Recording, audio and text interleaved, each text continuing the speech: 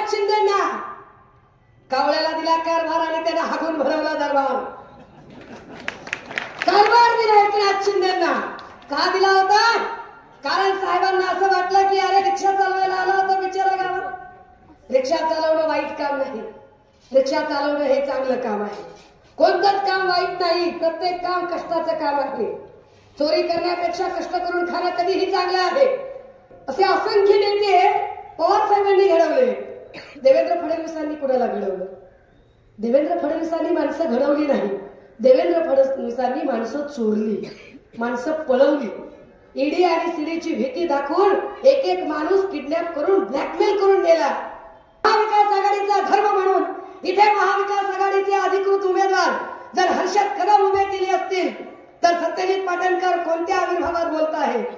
आणि त्या सगळ्यांनी सांगितलं की तुम्ही पाटणमध्ये जाऊन पाटणच्या जनतेला हे आवर्जून सांगा की आमचा आणि सत्यजित पाटणकरांचा अजिबात संबंध नाही. सत्यजित पाटणकर दिशाभूल करत आहेत आणि सत्यजित पाटणकर हे पवार साहेबांच्या नावाची बदनामी करण्याचा प्रयत्न करत आहेत. राष्ट्रवादी काँग्रेसचा आणि सत्यजित पाटणकरांचा अर्थार्थी कसलाही संबंध येत नाही.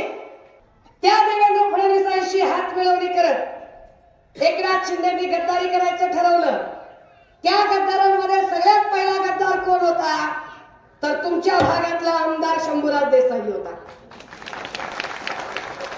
हे मी सांगितलं नाही, आचारसंहितेच्या कॅमेरे नीट रेकॉर्ड कर. हे मी सांगितलं नाही. फॉर्म भरायला आल्यावर, शंभूराज देसाईचा फॉर्म भरायला आल्यावर स्वतः घटनाबाह्य गद्दारी करून मुख्यमंत्री झालेल्या एकनाथ शिंदेनी ते सांगितलं की मी सुरतला निघालो तर माझ्या आधी सगळ्यात पहिला पडणारा जो होता तो शंभूराज देसाई होता. सगळ्यात पहिली गद्दारी शंभूराज देसाईने केली. आणि एक्साईजचं खातं. एक्साईज कशाला म्हणतात राजे हो? अरे दारू, तंबाखू, विडी, सिगारेट, गुटखा या गोष्टींवर जो नियंत्रण आणतो तो असतो राज्य उत्पादन शुल्क खात्याचा मंत्री. राज्य उत्पादन शुल्क खात्याच्या मंत्र्याने दारू, तंबाखू, विडी, सिगारेट, गुटखा अशा सगळ्या अंमली पदार्थांवर कंट्रोल ठेवायचं असतो.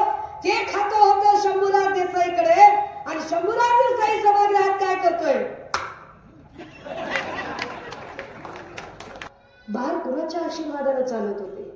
अर्थात शंभूराज देसाईंच्या. तर शंभूराजचं काय म्हणणं? सुषमा अंधारेंनी माझी इज्जत घालवली होती का? तुमची आबरू सगळ्या महाराष्ट्रात जी दिवेशीवर टांगली गेली आहे ती आधी बघा. विरोधकांनी प्रश्न विचारल्यावर त्याची उत्तरं देण्याच्या ऐवजी त्यांच्यावरती नोटिसा पाठवणं बंद करा. त्या नोटिसा पाठवल्याने जर सुषमा अंधारे घाबरते असं वाटत असेल तर उठा, जागे व्हा, भ्रमातनं बाहेर निघा. सुषमा अंधारे गेली 20 वर्ष चळवळीत काम करते आणि 20 वर्ष चळवळीत काम करताना कुणाच्या बापचा 1 रुपया खाल्लेला नाही. त्यामुळे मी तुमच्यासारखी निंदी नाही, गद्दार नाही, मी तुमच्यासारखी झुकणाऱ्यांपैकी नाही. मी टिट फॉर टॅट तुम्हाला उत्तर देणारी आहे. हो, आम्ही साधे उमेदवार दिले, आम्ही गरीबातले गरीब उमेदवार दिले, कारण ही शिवसेनेची खरी ओळख आहे. वंदनीय बाळासाहेबांनी अशाच लोकांना, कोण होती माणसं? कुणी टपरी चालवायचं, कुणी रिक्षा चालवायचं, कुणी पान विकायचं, कुणी अजून काही करायचं, अशाच लोकांना उमेदवारी दिला ना. आणि अशीच लोक मोठी केली. शिवसेनेची ही खासियत आहे की शिवसेनेने सामान्यातल्या सामान्य माणसाला वर्षा आणि सह्याद्रीवर वावरण्याची ती क्षमता शिवसेनेने तयार केली. त्या ताकदीनं पुन्हा एकदा सांगते, जे मल्हारपेठमध्ये सांगितलं तेच. काहीही झालं तरी यावेळी शंभूराज देसाईला गुलाल लागणार नाही म्हणजे नाही. याची कल्पना आहे की या मतदारसंघाची व्यक्ती जी आता उमेदवारी करत आहे महायुतीकडून, ती मागच्या काळात मंत्री राहिलेली आहे. मंत्रिपदाचा कार्यकाळ काय होता, कारभार काय होता तेही आपल्या सगळ्यांनी बघितलेलं आहे. ज्या काळामध्ये इथे कोरोना चालू होता आणि कोरोनाच्या काळामध्ये सन्मान्य पक्षप्रमुख इथल्या प्रत्येक, या महाराष्ट्रातल्या प्रत्येक कुटुंबाची काळजी कुटुंब प्रमुख म्हणून घेत होते. प्रत्येकाला आरोग्य काय ते समजावून सांगत होते. जेव्हा कोरोनाच्या काळातला स्पष्टपणे नियम जागतिक पातळीवर नियम सांगितले जात होते की सुरक्षित अंतर ठेवा, गरज नसेल तर घराच्या बाहेर पडू नका, सतत अर्ध्या तासाने 30-30 सेकंदासाठी हात धुवत राहा, तोंडाला मास्क लावा, मास्क लावल्याशिवाय घराबाहेर पडू नका. हे जेव्हा वारंवार सांगितलं जात होतं आणि लोकांनी घराबाहेर पडायचंच नाही, एकमेकांना भेटायचंच नाही, हीच कोरोनाची प्रधान अट होती, अशा महामारीच्या काळामध्ये उद्धव साहेब मुख्यमंत्री होते. हे का सांगणं गरजेचं आहे? कारण गद्दार गँगच्या काही लोकांनी सांगायला सुरू केलं की उद्धव साहेब भेटतच नव्हते. अबे तुला भेटला असतास तर तू मेला असतास ना. त्यांना एकदा ठणकावून सांगायची गरज आहे की कोरोनाची गरजच अशी होती की माणसाने माणसाला भेटायचं नाही. आपण फोन लावला तरी अमिताभ बच्चनची रिंगटोन कानात वाजायची, कृपया हात धोते रहिए, मुंह को मास्क लगाइए, घर के बाहर मत निकलिए, सांगितलं जात होतं. ते ज्या महाशक्तीच्या कृपेने गद्दार गँगमध्ये सामील झाले, त्या गद्दारांचा मुखिया आणि त्या गद्दारांचा सूत्रधार असणारी भाजपा, त्या भाजपाचे नेते नरेंद्र मोदीजी, तेही सांगत होते थाली बजाइए, घंटी बजाइए, घर में बैठिए, जनता कर्फ्यू कीजिए, सांगत होते ना ते सुद्धा. म्हणजे घरात बसणे हा नियम होता, पण घरात बसणे हा नियम असला तरी घरातून सुद्धा सन्माननीय पक्षप्रमुख आपल्याला ऑनलाईन भेटून प्रत्येक गोष्ट सांगत होते. आपल्याला सांगत होते की तब्येतीची काळजी घ्या, हात धुत राहा, स्वच्छता पाळत राहा. एवढंच नाही तर भाजीपाला आणायला जर बायका जाणार असतील तर घरातल्या आया बहिणींना सुद्धा सांगत होते की टिकणाऱ्या भाज्या वापरा, सतत भाजीपाला आणायची वेळ येऊ नये, डाळी वापरा, कडधान्य वापरा, प्रोटीनचं धान्य वापरा, मोड आलेलं धान्य वापरा. इतकं समजावून घरातलाच माणूस सांगू शकतो. नेता म्हणून सांगण्यापेक्षा कुटुंबातला माणूस म्हणून ते सांगत होते. मग 20-21 चा काळ संपला, कोरोना संपला आणि पुढची 5-6 महिने उद्धव साहेबांना मिळाले. पण त्या 5-6 महिन्यात काय झालं? त्या 5-6 महिन्यामध्ये उद्धव साहेब एका आजाराने ग्रस्त झाले. आजार मणक्याचा होता, आजारामध्ये शरीराचा कुठलाही भाग हलत नव्हता. अशा सगळ्या काळामध्ये काय करायचं? या आजारावरती मात करायची आहे. उद्धव साहेब मृत्यूशय्येवर झोपलेले, मृत्यूच्या दाढेत आपला नवरा अडकलाय म्हटल्यावर आपला नवरा, आपलं सौभाग्य, आपलं कुंकू आयसीयू मध्ये आहे, ते मृत्यूशी झुंज देत आहे.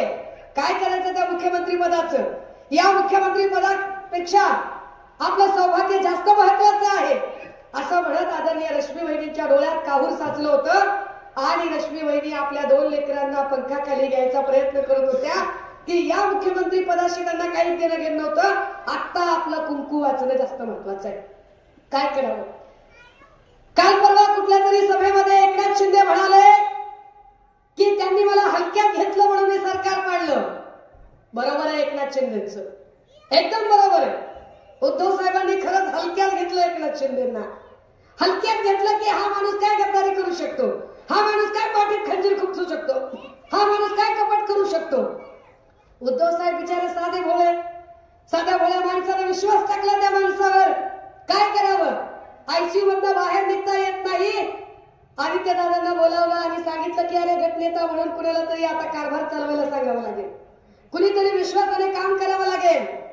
त्या माणसाच्या डोक्यात जर घराणेशाही असते आणि सबमाल आमदार आपल्याकडे सगळे अधिकार ठेवायचे जर डोक्यात असतं तर ती सही कदाचित आदित्यदादांच्या नावाने पण केली असती. पण तो कारभार त्यांना दिला नाही.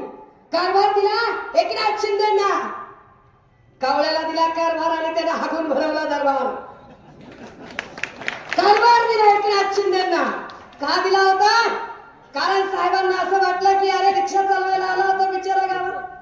रिक्षा चालवणं वाईट काम नाही, रिक्षा चालवणं हे चांगलं काम आहे. कोणतंच काम वाईट नाही, प्रत्येक काम कष्टाचं काम आहे.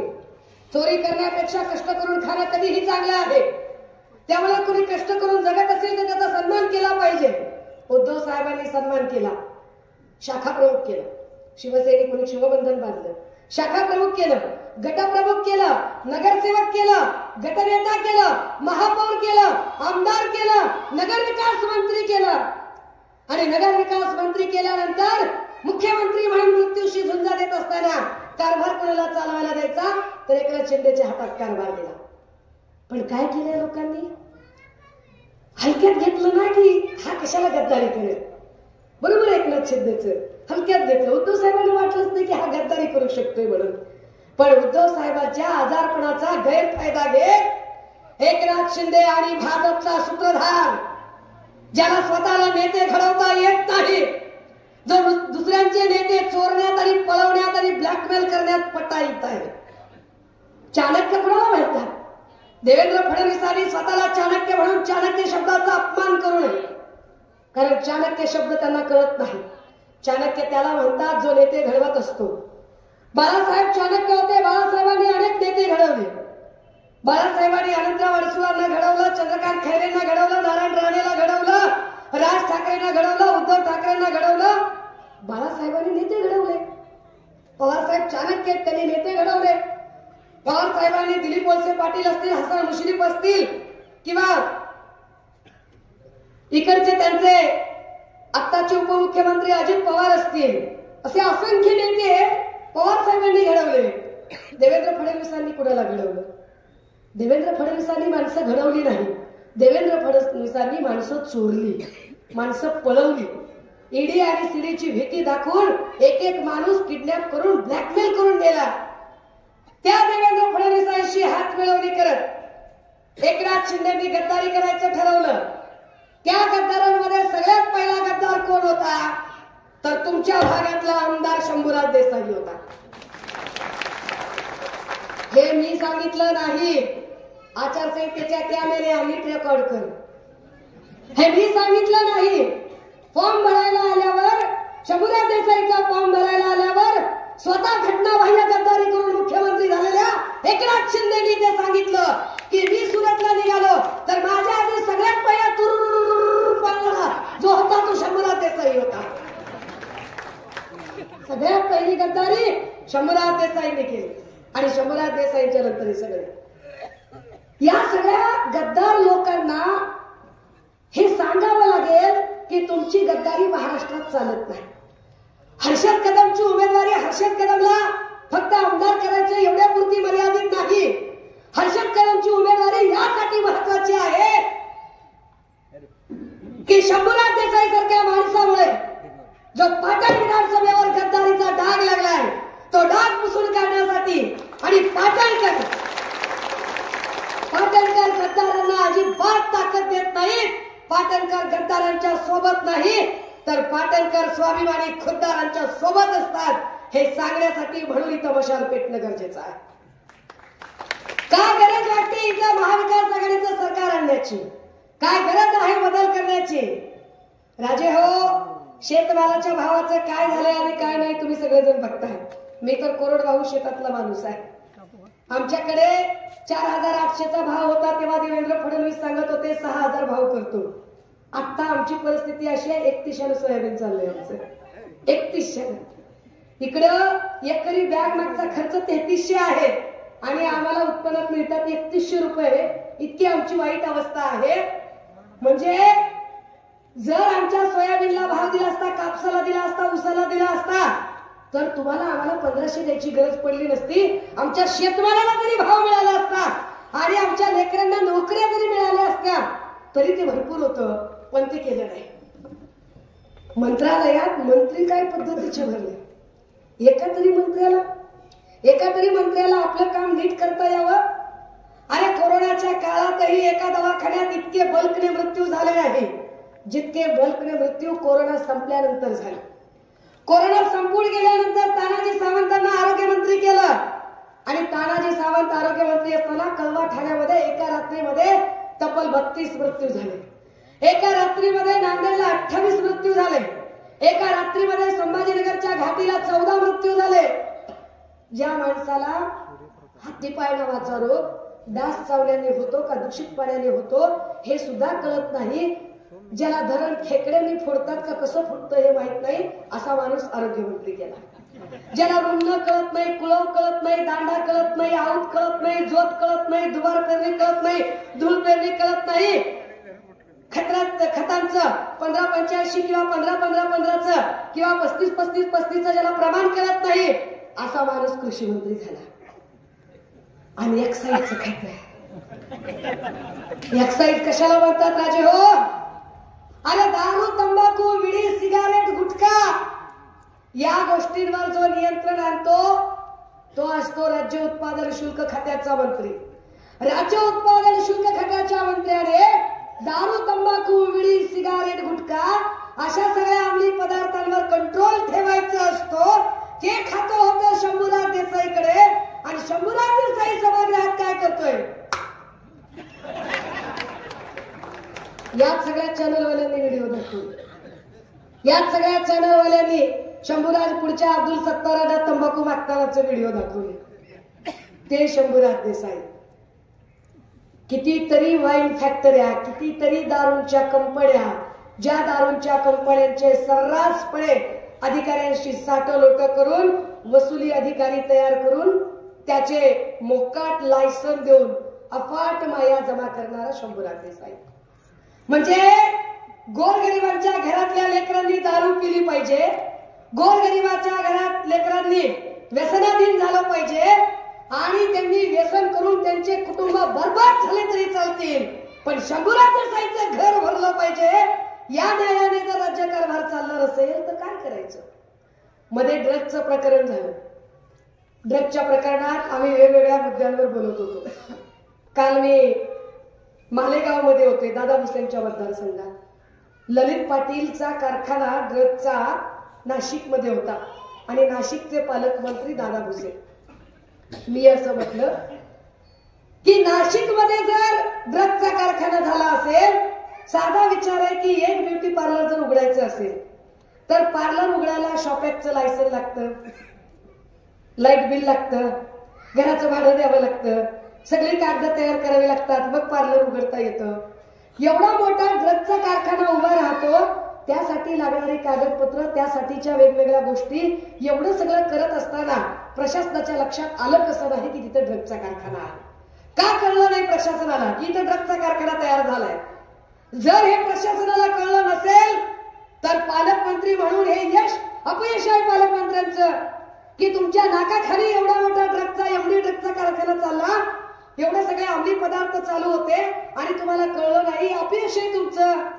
आणि जर तुमचं म्हणणं असेल की नाही नाही मला कारखाना माहित होता, तर माहित असून सुद्धा तुम्ही त्याच्याकडे दुर्लक्ष केलं, याचा अर्थ तुम्ही जाणीवपूर्वक या सगळ्या ड्रग्जवाल्या लोकांना चालना दिली का? नुसता प्रश्न विचारला. प्रश्न विचारला तिकडं, बटन तिकडं दाबलं आम्ही आणि आर्थिंग इकडे लागले. झिंगाट नुसता करंट लागला शंभूराज देसाईला. शंभूराज देसाई नुसता दणानच की सुषमा अंधारे काही बोलत आहेत, सुषमा अंधारेंना असं बोलायचा अधिकार नाही. का अधिकार नाही शंभूराज? का अधिकार नाही? राज्य उत्पादन शुल्क खातं तुमच्याकडे आहे, दारू, तंबाखू, विडी, सिगारेटचं खातं तुमच्याकडे आहे. माझ्या हातावरचा रेकॉर्ड सांगते काय पद्धतीने कोणकोणत्या अधिकाऱ्यांना हाताशी धरून इंदापूरची कंपनी असेल किंवा वेगवेगळे बार सेक्टर असतील, या बार सेक्टर मध्ये तुम्ही कशा पद्धतीच्या वसुल्या चालवल्या. पुण्यामध्ये बार मधून बाहेर पडलेल्या जोडप्याने कशा पद्धतीने ती पोर्श कार चालवली आणि त्या पोर्श कार मध्ये एका मुलाची आणि एका मुलीची हत्या झाली. या हत्येनंतर आम्ही सगळे बार बघायला गेलो. पुण्यामध्ये 100-150 डान्स बार, त्याच्यातले फक्त 24 बारचे परवाने आहेत. फक्त 24 बारचे. 24 बार सोडून बाकीचे सगळे इल्लीगल. एवढे सगळे इल्लीगल बार चालतात तरी कसे? कुणाच्या आशीर्वादाने चालतात? मग आम्ही त्या एक्साईजच्या एसपी ला विचारलं की दादा तुला माहित नाहीत का एवढे सगळे बार चालू आहेत, सर्विंग एरियाच्या बाहेर खुर्च्या लागतायत, यांच्या गाड्या घोडे, चालणाऱ्या पादचाऱ्यांना त्रास होतो, पिऊन खाऊन आलेली माणसं बाया बापड्यांना त्रास देतात, हे तुला कळत नाहीये का? बार कुणाच्या आशीर्वादाने चालत होते? अर्थात शंभूराज देसाईंच्या. तर शंभूराजचं काय म्हणणं? सुषमा अंधारेंनी माझी इज्जत घालवली. होती का? होती का तुम्हाला लौकिक तरी कळतो का की ज्या बाळासाहेब देसाईंनी एक मोठं नाव कमावलं, लोकनेते बाळासाहेब देसाई यांच्यासाठी आम्ही विरोधक असलो तरी नतमस्तक होतो आणि लोकनेते बाळासाहेब देसाईंचा आम्ही सन्मान करतो की काही झालं तरी ते त्यांच्या पक्षाशी इमान राखून होते.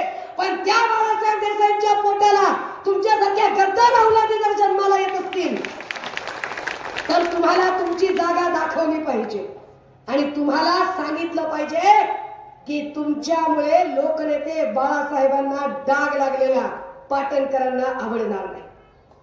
इथल्या पाटणच्या जनतेला ते अजिबात आवडणार नाही हे सांगितलं पाहिजे. म्हणाले मी आता सुषमा अंधारेवर अब्रू नुकसानीची नोटीस टाकतो. तुमची अब्रू सगळ्या महाराष्ट्रात जी देवेशीवर टांगली गेली आहे ती आधी बघा. विरोधकांनी प्रश्न विचारल्यावर त्याची उत्तर देण्याच्या ऐवजी त्यांच्यावरती नोटिसा पाठवणं बंद करा. त्या नोटिसा पाठवल्याने जर सुषमा अंधारे घाबरते असं वाटत असेल तर उठा, जागे व्हा, भ्रमातनं बाहेर निघा.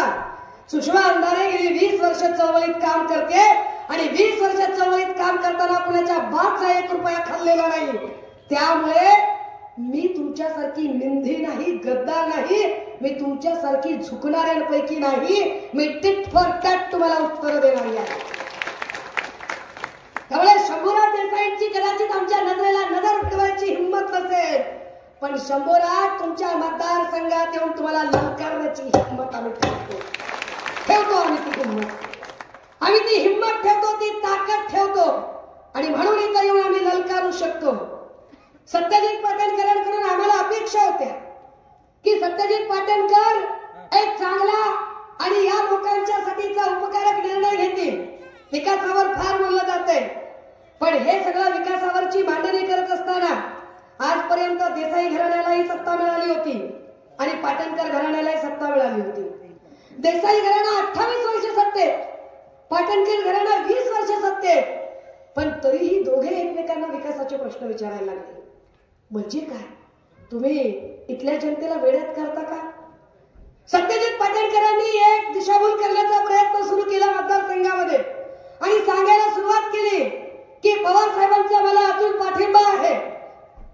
मला वाटतं सत्यजित पाटणकर सारख्या माणसाने जरा जबाबदारीने बोललं आणि वागलं पाहिजे आणि त्यांच्या कार्यकर्त्यांनी हे नीट समजून घेतलं पाहिजे की तुम्ही बोलताना कुणाबद्दल बोलत आहात. महाविकास आघाडीचे शिल्पकार असणाऱ्या शरदचंद्रजी पवार साहेब, वय वर्ष 84, या माणसाच्या विश्वासार्हतेबद्दल तुम्ही शंका निर्माण करायचा प्रयत्न करताय, जे अत्यंत चुकीचं आहे. आम्ही पवार साहेबांच्या संबंधाने आम्ही जयंतराव पाटील आणि सुप्रियाताई सुळे यांना विचारलं की अशा पद्धतीने सत्यजित पाटणकरांनी प्रचार सुरू केलाय, काय खरं काय खोटं आम्हाला कळलं पाहिजे.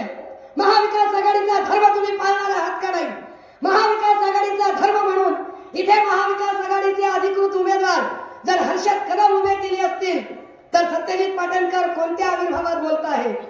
आणि त्या सगळ्यांनी सांगितलं की तुम्ही पाटणमध्ये जाऊन पाटणच्या जनतेला हे आवर्जून सांगा की आमचा आणि सत्यजित पाटणकरांचा अजिबात संबंध नाही. सत्यजित पाटणकर दिशाभूल करत आहेत आणि सत्यजित पाटणकर हे पवार साहेबांच्या नावाची बदनामी करण्याचा प्रयत्न करत आहेत.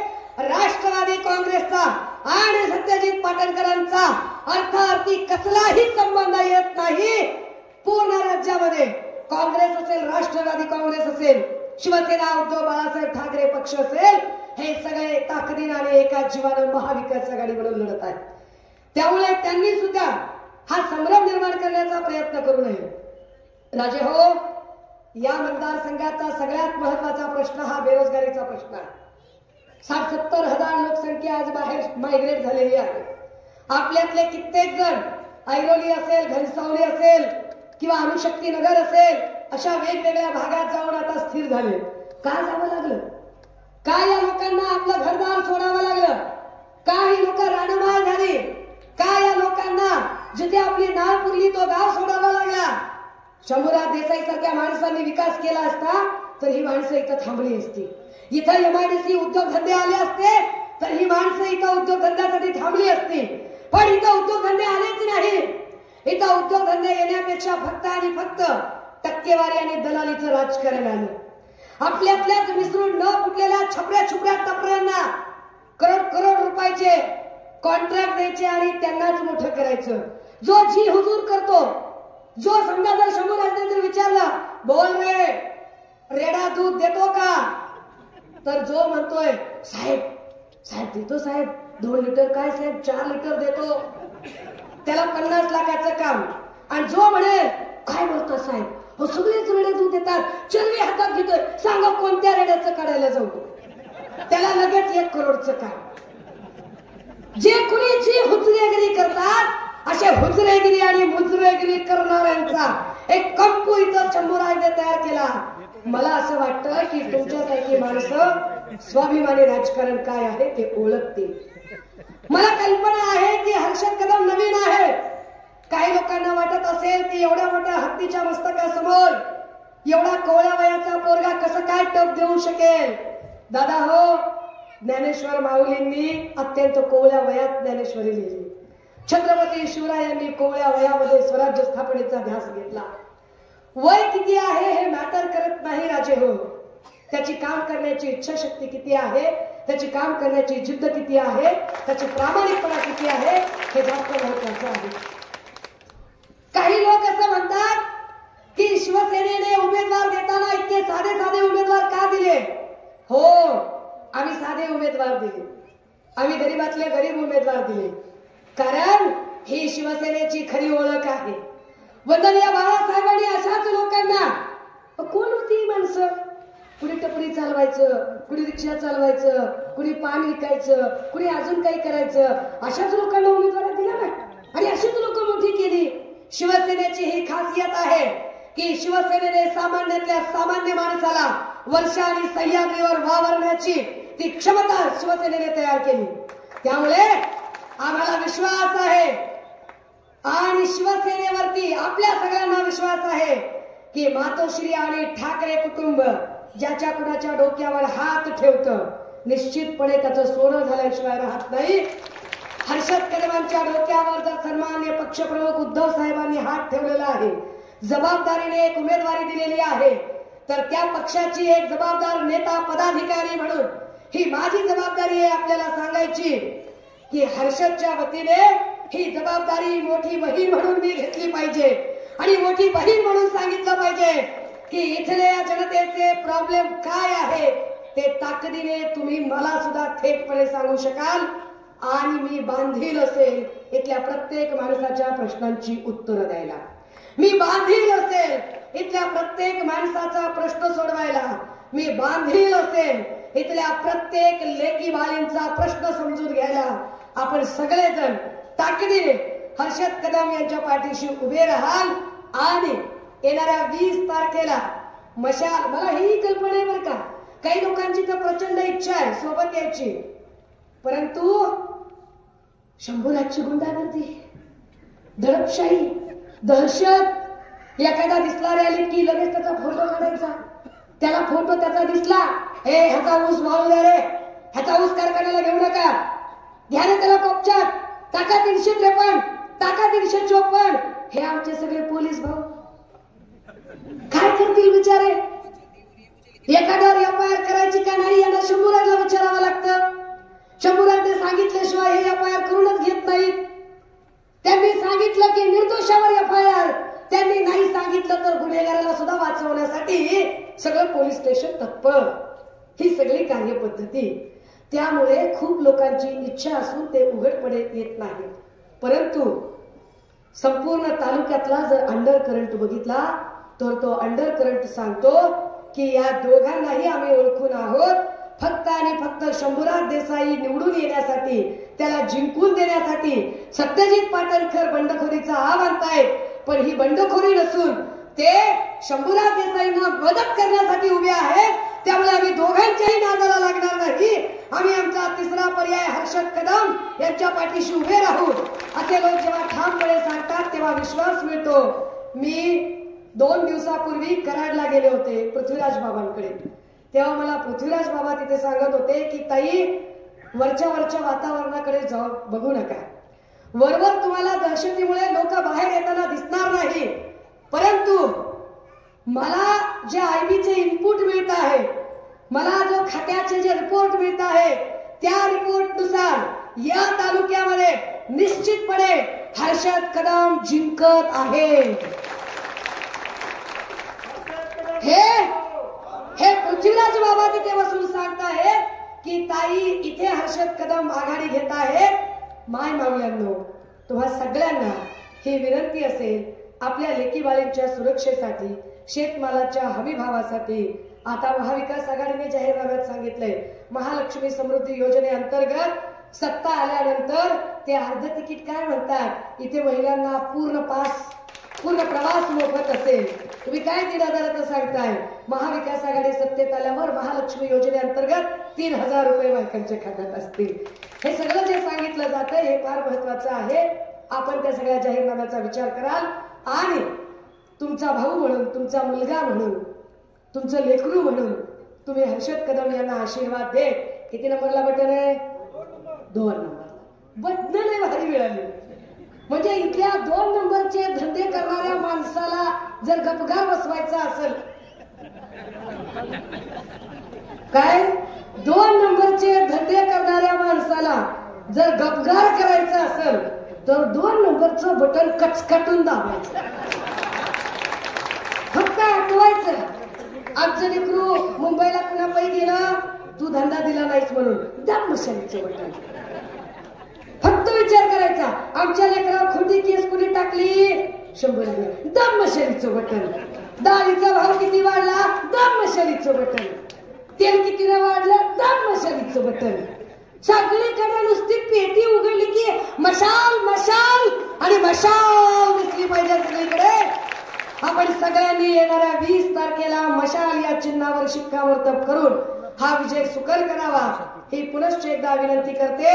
आणि हो, कुणाच्याही भावना दुखावण्याचा माझा अजिबात हेतू नव्हता, पण माझ्या बोलण्यामुळे जर शंभूराज देसाई आणि त्यांच्या खबऱ्या खुबऱ्यांच्या भावना दुखावल्या गेल्या असतील तर 30 आणि हाफ बिर्याणीवाल्या सगळ्या खबऱ्यांनी नीट लक्षात ठेवायचंय, नीट भाषण रेकॉर्ड करायचं, त्याला नीट ऐकवायचं, इतकं चांगलं ऐकवायचं की अख्खा बारचा स्टॉक त्याने एका दिवसात संपला पाहिजे त्यांच्या। एवढं नीट भाषण ऐकवायचं। सुषमा अंधारे घाबरत नाही, कुठल्याच नोटिशीला कुठल्याच केसला घाबरत नाही।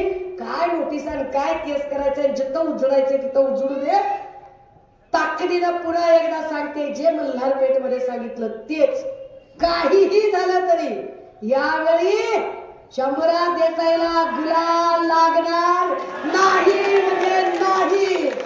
या वेळेला पाटण तालुक्यात मशाल पेटणार म्हणजे मशालच पेटणार, लढणार आणि फिरणार फक्त मशाल पेटणार। थांबते, रजा घेते। जय हिंद, जय महाराष्ट्र।